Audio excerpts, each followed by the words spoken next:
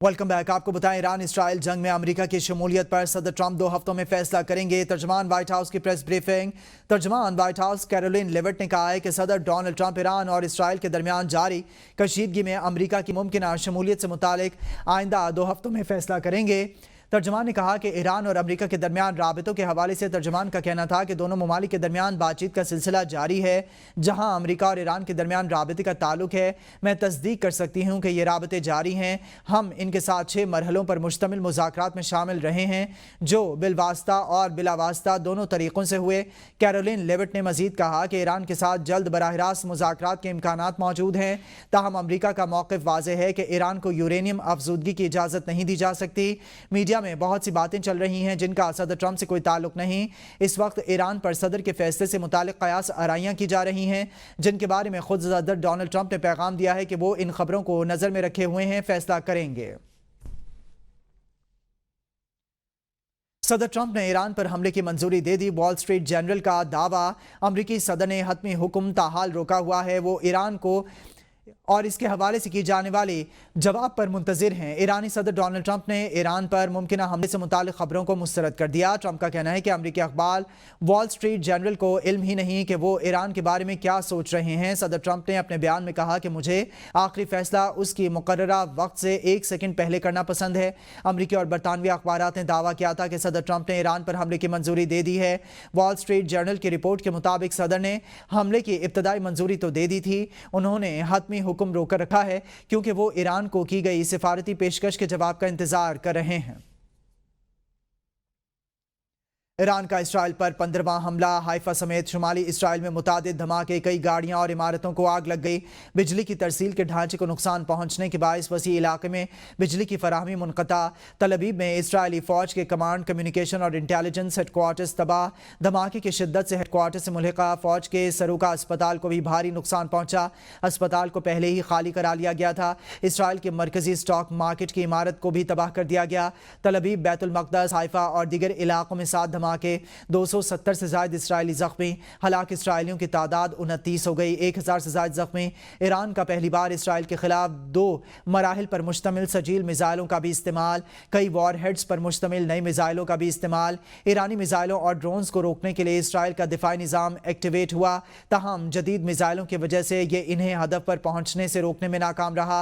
Israeli वज़ीर आज़म की जंग में अमरीकी मुआवनत की भी तस्दीक। कहा, अमरीकी सदर से रोज़ बात होती है, ज़बरदस्त ताउन जारी है।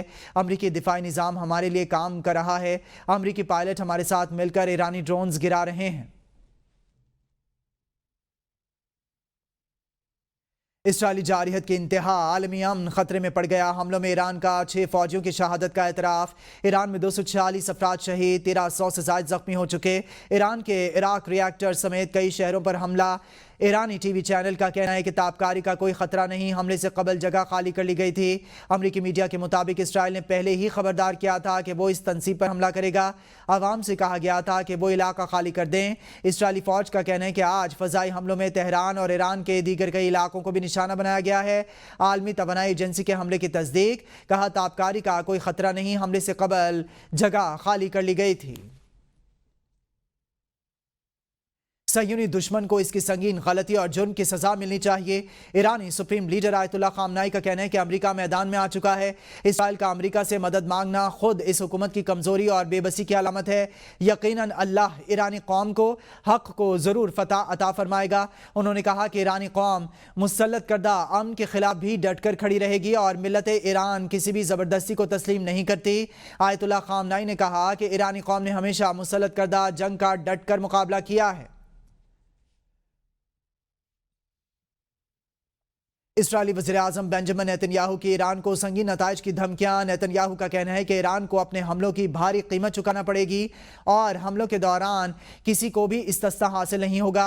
अमरीकी सदर डोनाल्ड ट्रंप के हर फैसले की मुकम्मल हिमायत करते हैं। मजीद कहा कि ट्रंप इस जंग में शामिल होते हैं या नहीं, ये फैसला अब इन्हीं पर मुनहसर है। غاصب صہیونی ریاست کی انقلاب اسلامی ایران کے سربراہ اور سپریم لیڈر سید علی خامنائی کو قتل کرنے کی دھمکی۔ اسرائیلی وزیر دفاع اسرائیل کاٹس کا کہنا ہے کہ آج کے حملوں کا بدلہ خامنائی سے ضرور لیں گے۔ خامنائی بنکر میں بیٹھ کر عوام پر حملے کروا رہے ہیں۔ خامنائی کو مزید زندہ رہنے کی اجازت نہیں دی جا سکتی۔ آیت اللہ خامنائی کی حکومت کو تہس نہس کر دیں گے۔ صہیونی وزیر دفاع کا کہنا تھا کہ تہران میں موجود خطرے کو ختم کرنے کے لیے حملوں میں شدت کی ہدایت کی ہے۔ عراقی مرجع آیت اللہ سید علی حسینی سیستانی کا امریکہ کو انتباہ، کہا کہ آیت اللہ سید علی خامنائی کو دھمکیاں دینے والوں کو خبردار کرتے ہیں، ایسے کسی بھی عمل کے ہولناک نتائج ہوں گے۔ آیت اللہ سید علی حسینی سیستانی نے ایران کے خلاف مسلسل اسرائیلی جارحیت اور رہبر انقلاب اسلامی آیت اللہ خامنائی کو قتل کرنے کی دھمکیوں کی شدید مذمت کی۔ جمعرات کی صبح ایک بیان میں آیت اللہ سیستانی نے سختی سے خبردار کیا کہ اس قسم کا کوئی بھی مجرمانہ اقدام واضح مذہبی اور اخلاقی اصولوں کی خلاف ورزی کے علاوہ بین الاقوامی قوانین اور اصولوں کی کھلم کھلا خلاف ورزی ہے۔ اس کے خطے کے لیے سنگین نتائج ہوں گے۔ ایران نے جنرل محمد کاظمی کی اسرائیلی حملے میں شہادت کے بعد پاسداران انقلاب کے نئے انٹیلیجنس چیف کا اعلان کر دیا۔ ایرانی میڈیا کے مطابق جنرل مجید خادمی کو پاسداران انقلاب کا انٹیلیجنس تنظیم کا نیا سربراہ مقرر کر دیا گیا۔ جنرل مجید خادمی اس سے قبل وزارت دفاع میں انٹیلیجنس پروٹیکشن آرگنائزیشن کے سربراہ کی حیثیت سے خدمات انجام دے چکے ہیں۔ پاسداران انقلاب کے مطابق اتوار کو تہران پر اسرائیل کے حملوں کے نتیجے میں انٹیلیجنس چیف محمد جنرل کاظمی، ان کے نائب جنرل حسن محقق اور جنرل محسن باقری شہید ہو گئے تھے۔ آیت اللہ خامنائی کو دی جانے والی دھمکیاں ناقابل قبول ہیں۔ ایرانی سفیر رضا امیری مقدم کا کہنا ہے کہ سپریم لیڈر کی حفاظت کو ایران اپنا دینی اور قومی فریضہ سمجھتا ہے۔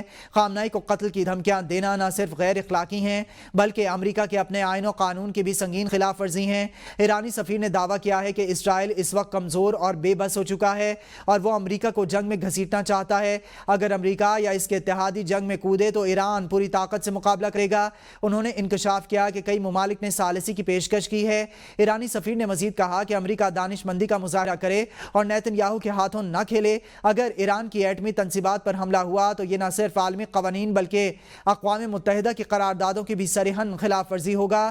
ایران نے کبھی مذاکرات کے دروازے بند نہیں کیے اور اگر امریکہ اور اسرائیل سنجیدہ بات چیت چاہتے ہیں تو پہلے جنگ کا خاتمہ ضروری ہے۔ امریکہ کی جنگی مداخلت کے خلاف عالمی سطح پر آوازیں اٹھنے لگیں۔ وائٹ ہاؤس کے باہر امریکہ کی جنگی مداخلت کے خلاف مظاہرین کا ایران اسرائیل جنگ میں امریکہ کی شمولیت کی مخالفت پر زور۔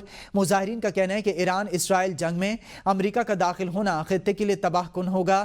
اسرائیل کی جارحیت بند کی جائے، امریکہ جنگ سے دور رہے، جنگی بیڑے صرف دفاع کے لیے استعمال ہوں، جارحیت کے لیے نہیں۔ مظاہرین نے صدر ٹرمپ سے مطالبہ کیا کہ مشرق وسطی میں عسکری مداخلت سے گریز کیا جائے۔ مظاہرین نے امریکہ کی اسرائیل کو اربوں ڈالرز کی فوجی امداد پر شدید غم و غصے کا اظہار کیا۔ امریکی جنگی بیڑوں کی مشرق وسطی میں موجودگی پر واشنگٹن میں شدید مظاہرے۔ اس وقت امریکہ کے 3 طیارہ بردار بحری بیڑے مشرق وسطی میں تعینات بھی ہیں۔ Welcome back. آپ کو بتائیں وزیر دفاع خواجہ آصف نے کہا کہ پاکستان فوجی، سفارتی اور معاشی میدان میں ترقی کی منازل طے کر رہا ہے۔ پارلیمنٹ ہاؤس میں صحافیوں سے گفتگو کرتے ہوئے خواجہ آصف کا کہنا تھا کہ بہت سی کامیابیاں ملیں۔ فیلڈ مارشل کی امریکی صدر سے ملاقات سفارتی محاذ پر بہت بڑی کامیابی ہے۔ انہوں نے کہا کہ ہمیں پاک بھارت جنگ میں کامیابی ملی، ملک کی معیشت بہتر ہوئی ہے۔ جو بیانات آ رہے ہیں اس سے واضح ہو رہا ہے کہ پاکستان فوجی، سفارتی اور معاشی میدان میں ترقی کی منازل طے کر رہا ہے۔ وزیر دفاع کا کہنا تھا کہ ہائیبرڈ ماڈل جو 2 سالوں سے چل رہا ہے یہ اس کی کامیابی کی ضمانت ہے۔ سول اور ملٹری لیڈرشپ کے تعاون سے ملک ترقی کی منازل طے کر رہا ہے۔ نائب وزیر اعظم اور وزیر خارجہ اسحاق ڈار 51ویں OIC وزراء خارجہ کونسل اجلاس میں شرکت کریں گے۔ OIC وزراء خارجہ کونسل اجلاس 21 تا 22 جون ترکیہ کے شہر استنبول میں منعقد ہوگا۔ نائب وزیر اعظم اور وزیر خارجہ اسحاق ڈار OIC اجلاس میں جنوبی ایشیا، مشرق وسطی اور ایران پر اسرائیلی جارحیت پر پاکستان کا موقف پیش کریں گے۔ وہ فلسطینی کاز سے پاکستان کی غیر متزلزل حمایت اور غزہ کے لیے فوری انسانی امداد پر زور دیں گے۔ اسلاموفوبیا، دہشت گردی، ماحولیاتی تبدیلی جیسے عالمی چیلنجز پر بھی پاکستان کا نقطہ نظر پیش کیا جائے گا۔ اسحاق ڈار مسلم امہ کے مسائل کے حل میں OIC کے کردار کو اہم قرار دیں گے اور رکن ممالک کے وزراء خارجہ سے ملاقاتیں کریں گے۔ وہ OIC یوتھ فورم ایوارڈ تقریب میں بھی شرکت کریں گے جہاں ترک صدر رجب طیب اردوان کو گرینڈ یوتھ ایوارڈ دیا جائے گا۔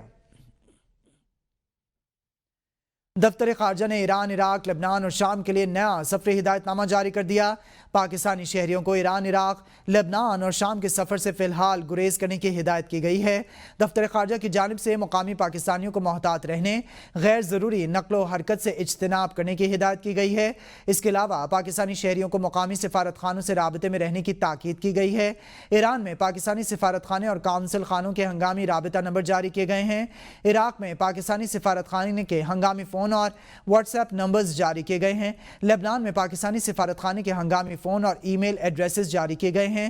اس کے علاوہ شام میں پاکستانی سفارت خانے کے ہنگامی رابطہ نمبر اور ای میل ایڈریس بھی جاری کیے گئے ہیں۔